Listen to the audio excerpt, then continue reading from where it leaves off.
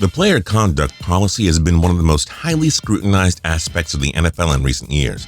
Fans, players, and coaches alike all seem to have mixed ideas on the severity and at times the arbitrary nature with which Roger Goodell and the rest of his corporate pals discipline the league's talent.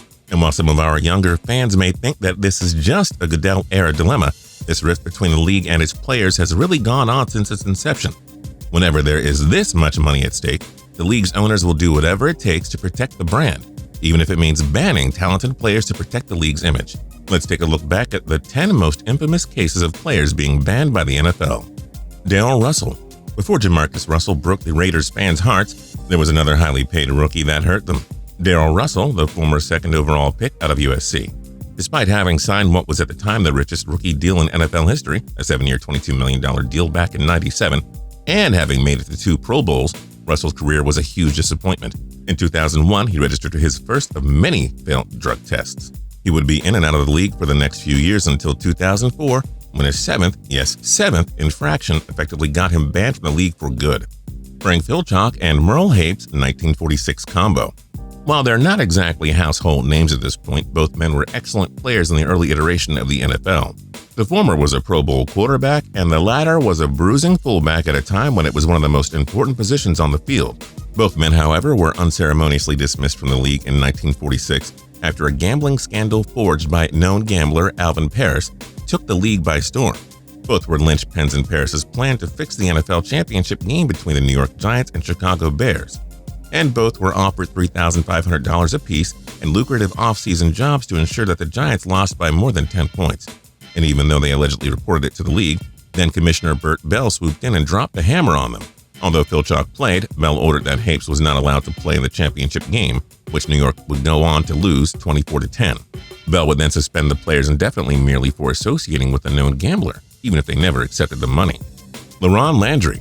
This next banned NFL player was a casualty of his regime. Formerly one of the hardest-hitting safeties in the league, famous for his beastly workouts and aggressive play style, there was a time that Landry was one of the more popular players in the league.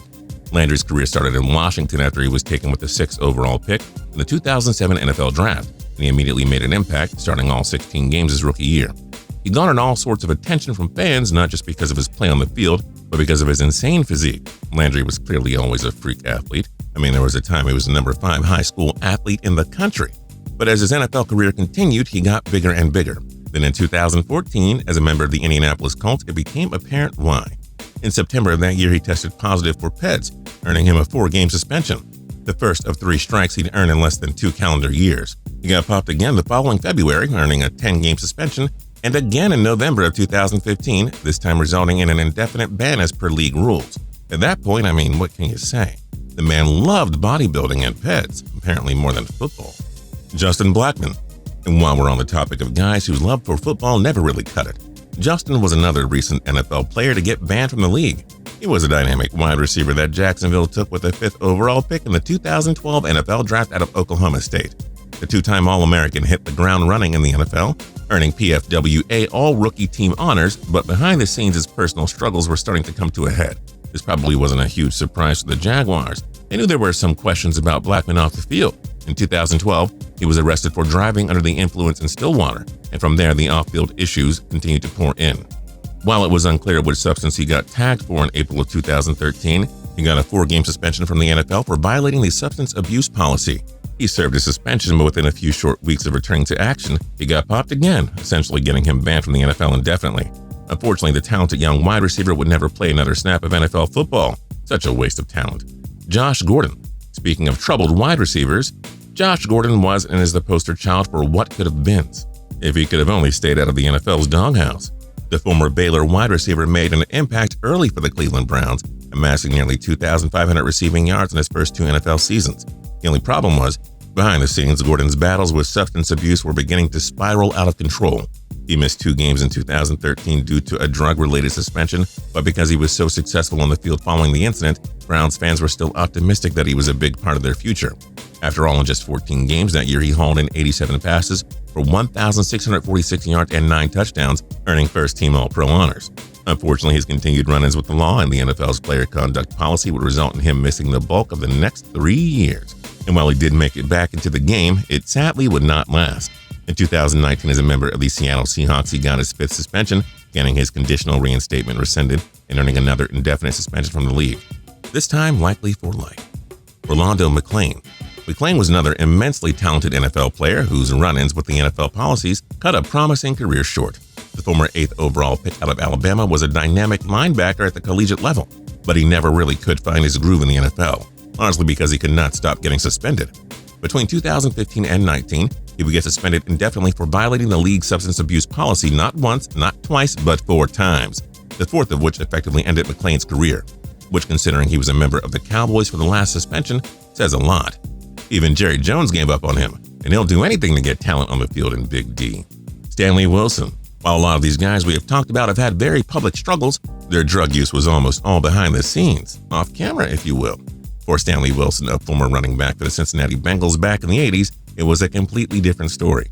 Wilson, who had a fixation on the white stuff that cost him 2 full seasons during the prime of his career, had one public incident so crazy that you would not believe it if it wasn't also well documented. It was the night before the Super Bowl in 1989. The Bengals were set to match up with the juggernaut 49ers. Since he had a team meeting scheduled, and Wilson told his teammates that he had to run and grab his playbook. However, just 20 minutes later, his position coach Jim Anderson caught him red-handed, or white-nosed if you will. He was in the bathroom indulging so egregiously that the team had no choice but to leave him off the roster for the big game. He was subsequently banned from the league. Just a tough sequence of events for a man who clearly had a problem well out of his control. Bernard Williams. And here's yet another player whose drug problems got the best of him. Former Philadelphia Eagles left tackle Bernard Williams was only able to play 1 season in the NFL because he repeatedly failed drug tests. Yep, the former first-round pick out of Georgia started all 16 games his rookie year, made the NFL All-Rookie team, and then proceeded to never play another snap in the league. What started off as a 6-game suspension spiraled out of control as he continued to test positive time and time again. He seemed to be facing the controversy head-on, telling a newspaper, "This was a test that I failed a while ago," Williams said.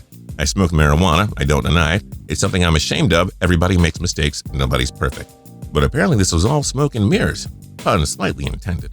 Odell Thurman. It was a similar situation for Odell Thurman, a Bengals linebacker who played in the NFL from 2005 to 7. Thurman, a former 48th overall pick out of Georgia, had a great rookie season. Several off-field incidents in college had caused him to fall to the second round of the 2005 draft, but he was dynamic in college, so the production was not a shock. In fact, he was even in contention for Defensive Rookie of the Year honors, only getting beat out at the end by Sean Merriman. Unfortunately, ahead of the 2006 season, his NFL future got thrust into question. Thurman logged his second violation of the NFL substance abuse policy, earning him a 4-game suspension to start the 2006 season. It was not for positive tests, though, but rather for missing his appointments to take the test, as well as league-mandated counseling sessions. He contended that he missed the test because he was out of town for the summer. He explained it in detail to ESPN, saying the following: "I just want people to know I wasn't out there using all types of drugs. Basically, it was me missing a test.